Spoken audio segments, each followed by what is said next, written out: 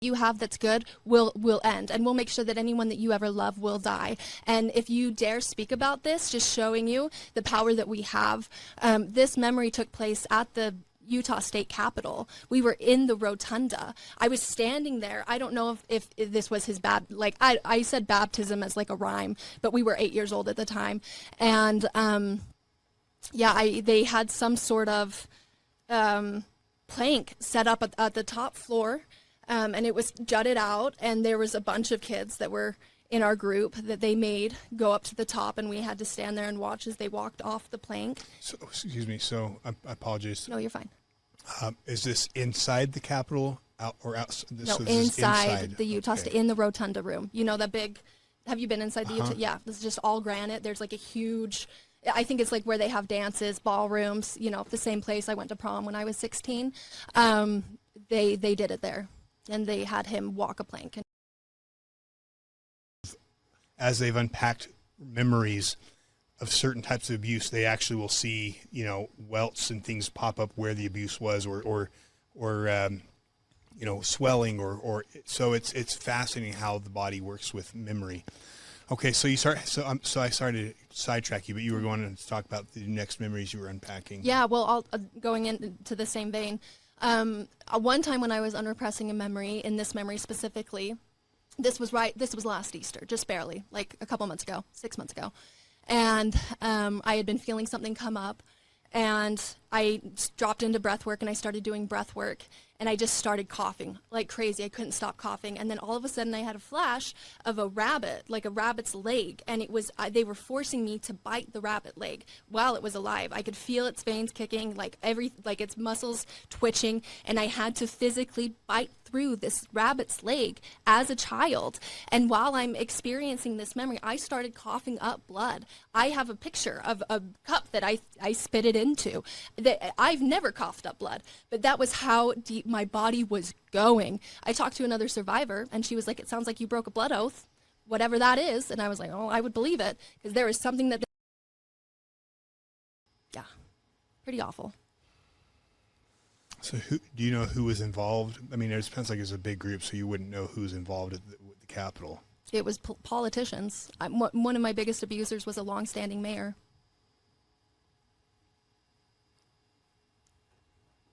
So a mayor had mayor. Yeah. I was like, was it governor? But no, it was mayor. And policemen, you know. There was a policeman in my ward that you would never even possibly be able to come up with on your own accord. I mean, I've seen things and I've remembered things that I would never even think existed. And so it's one of those things that just, you can't logic it, and then you start talking to other people, and you're like, we all have similar memories. How is this happening? Why is this happening? Like, how are they covering it up? But then to grapple with how big it is and how large scale, it's like, how is this even real? You know? So you mentioned someone in in my body that will linger until I'm able to pull them out. And I just kept being like, what is this?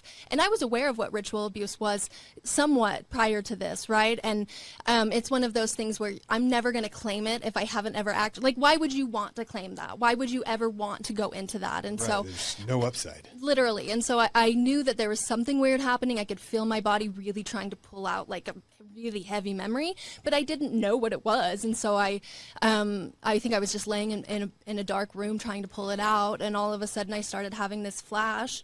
My dad was walking down these stairs, completely pitch black. I mean, totally pitch black, as if they had like black curtains strung on the wall. We're going down these stairs. There's this wooden door. He does this knock. There's a peephole that opens through the wooden door, and they exchange words. I black out. I don't remember the rest of the memory. I come to, and I was dancing. I came to because I was feeling hay beneath my feet. I was stepping on hay, and then I started smelling the smell of the pee. I realized it was goat pee, that there were goats behind me.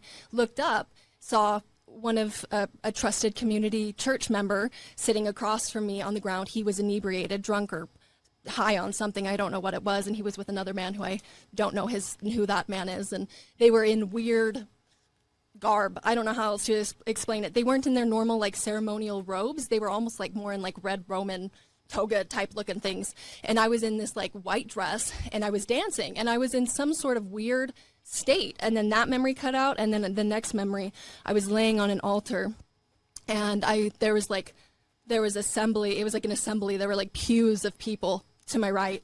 And I was laying there, and there was a man above me, and there was a goat that was hanging, and he slit the goat's throat, and he drizzled the goat's blood all over my body. And then in my mind, I don't know if I was in a drug-induced state or if he physically cut the goat's head off and put it on his, but